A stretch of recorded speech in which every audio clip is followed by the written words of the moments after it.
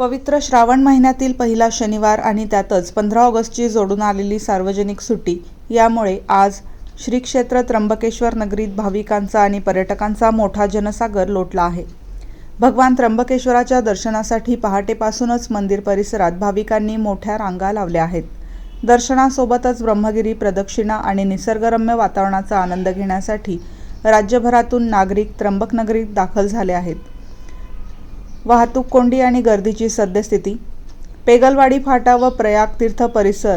प्रयाग तीर्थ पेगलवाडी फाटा ते थेट त्र्यंबकेश्वर शहरात प्रवेश करणाऱ्या रस्त्यांवर भाविकांची आणि वाहनांची प्रचंड गर्दी पाहायला मिळत आहे। नाशिक त्र्यंबक रस्ता चक्काजाम। त्र्यंबकहून नाशिककडे जाणाऱ्या आणि येणाऱ्या दोन्ही बाजूंच्या मार्गांवर गाड्यांच्या लांबच लांब रांगा लागल्या आहेत। चारचाकी, दुचाकी आणि बस यांच्या गर्दीमुळे वाहतूक अत्यंत धीम्या गतीने सुरू आहे। पायी जाणाऱ्या भाविकांची गर्दी। महामार्गाच्या कडेने हजारो भाविक पायी त्र्यंबकेश्वरच्या दिशेने जात असल्याचे आहे। प्रशासनाचे आवाहन। श्रावणी शनिवार आणि सलग सुट्ट्यांमुळे आगामी 2 दिवस त्र्यंबकेश्वरमध्ये गर्दीच असा ओघ कायम राहण्याची शक्यता आहे। वाढती गर्दी लक्षात घेता पोलीस प्रशासनाकडून वाहतुकीचे नियोजन केले जात असून नागरिकांनी आणि वाहनधारकांनी संयम बाळगावा व वाहतूक नियमांचे पालन करावे असे आवाहन करण्यात आले आहे। वृत्त जगन घागरे, त्र्यंबकेश्वर।